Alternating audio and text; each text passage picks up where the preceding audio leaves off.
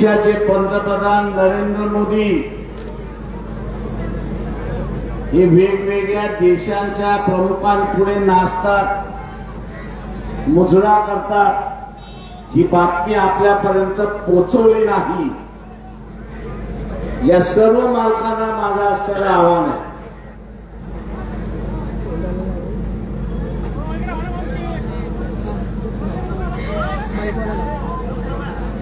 माझं या सगळ्या मालकांना असलेलं आव्हान आहे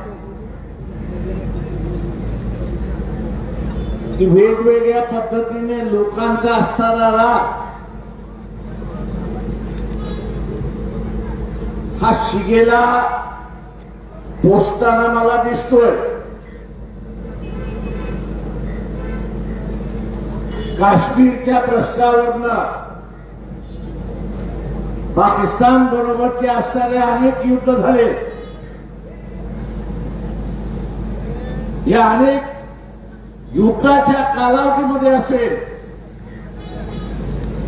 किंवा काश्मीरचा प्रश्न आंतरराष्ट्रीय स्तरावरती ज्या वेळेस ठेवून झाला असेल तर भारताच्या पाठीमागे ठामपणे कुणी उभं राहिलं असेल ते इराण सारखं राज्य हे आपलं त्या ठिकाणी उभं राहिलं हे लक्षात। मित्र हे जपायचे असतात। आज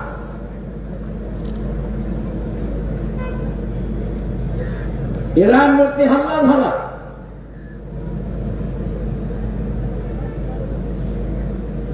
कशावरनं हल्ला झाला तर त्या असणारे अणुबॉम्ब निर्माण करतात आहेत आणि कुठल्याही मुस्लिम राष्ट्राकडे अणुबॉम्ब असू नये अशी असणारी भूमिका असेल मग भारत सरकारने पहिल्यांदा विचारलं पाहिजे की पाकिस्तानकडे अणुबॉम्ब कसं काय तुम्ही येऊ दिला त्याचा खुलासा। मैत्री जपण्याच्या ऐवजी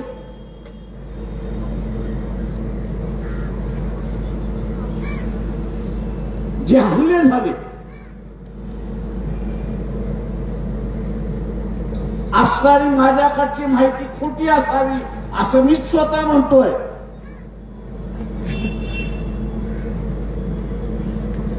इराणवरती हल्ला होण्याच्या अगोदर एक आठवडा अफगाणिस्तान आणि पाकिस्तानने एकमेकांविरोधात हल्ला केला होता हे लक्षात घ्या।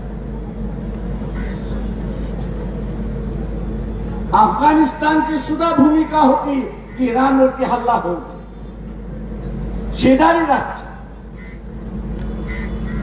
पाकिस्तान म्हणत होता की तिथे असणारा हल्ला होऊ नये, आम्ही असणाऱ्या इराणच्या मदतीला जाऊ।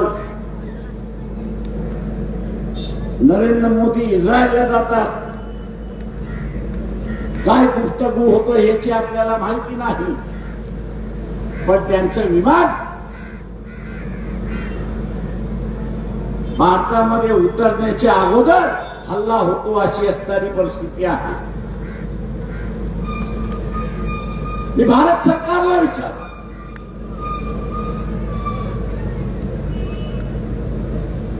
की त्या इलाक्यामध्ये भारताचे 2 सेंटर्स आहेत,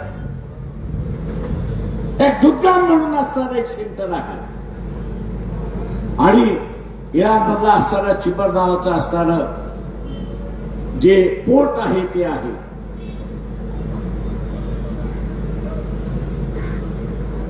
या हल्ल्याच्या मध्ये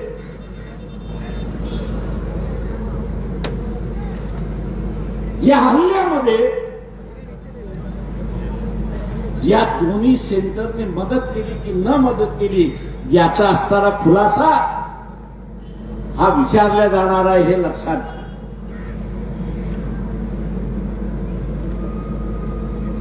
आज भारताची असणारी जी आर्थिक परिस्थिती मजबूत आहे,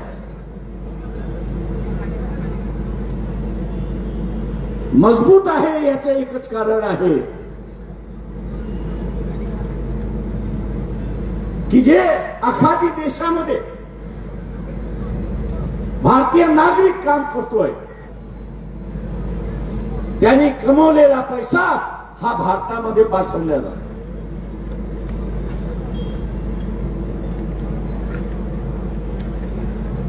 खोमेनीची या युद्धामध्ये हत्या केल्यानंतर जे काय माहोल उभा राहतोय तो आपल्या लक्षात. एक एक मुस्लिम राष्ट्रामध्ये राजकर्ते अमेरिकेच्या बाजूने आहेत, पण जनता ही इराणच्या बाजूने आहे हे आपण असताना लक्षात.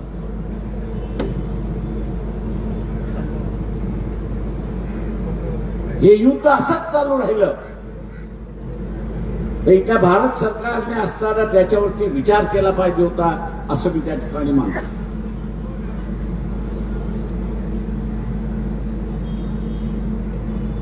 2 कोटीच्या वरती भारतीय त्या आखाती देशामध्ये, जसं अमेरिकेच्या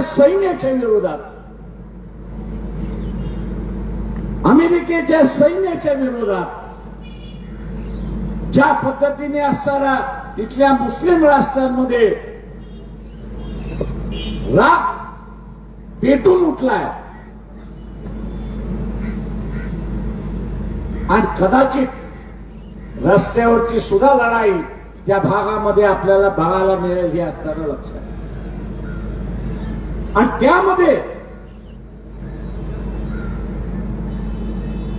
मोदींचा काही सहभाग असेल तर या 2 कोटी भारतीयांचे सुद्धा आयुष्य धोक्यात आहे हे आपण असं लक्षात घ्या. याची मला जाणीव आहे की RSS आणि इस्रायल यांचे घनिष्ठ संबंध आहे.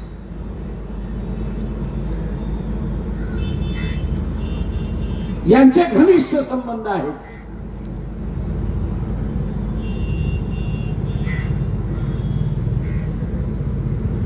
हे संघटनेचे संबंध आहेत, देशाचे संबंध नाही.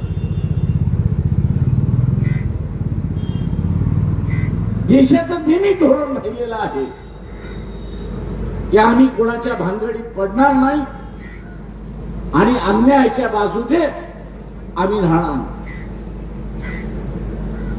कुठल्या देशाच्या भानगडीमध्ये आम्ही पडणार नाही आणि कुठल्या अन्याय करणाऱ्याच्या बाजूने आम्ही राहणार नाही. ही भूमिका आपली राहिली.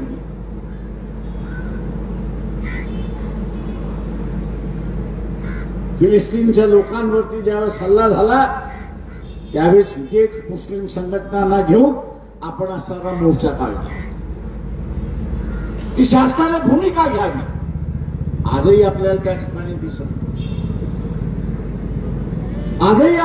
ठिकाणी दिसत नाही. जो करारनामा झालाय अमेरिकेबरोबर, करारनामा जो झालेला आहे त्या करारनाम्यामधलं फक्त एक गोष्ट आपल्या समोर येते आणि ती म्हणजे शेतीच्या संदर्भातली. करारनामा फक्त असताना शेतीच्या संदर्भातला झालेला नाही. तर त्याच्यामध्ये असं म्हटलेलं आहे, त्या करारनाम्याचा म्हटलेलं आहे अमेरिकेची जी चिंता असेल, अमेरिकेचं जे परराष्ट्र धोरण असेल, भारताला त्याच्याशी जुळून घ्यावं लागणार आहे. भारताला काय करावं लागणार तर त्याला जुळवून घ्यावं लागणार हे लक्षात घ्या. आणि म्हणून इथला असताना मोहन भागवत यांना असताना आम्ही विचारतोय, आणि म्हणून मोहन भागवत यांना आम्ही असताना विचारतोय की हे युद्ध वाढलं तर भारताचा सैनिक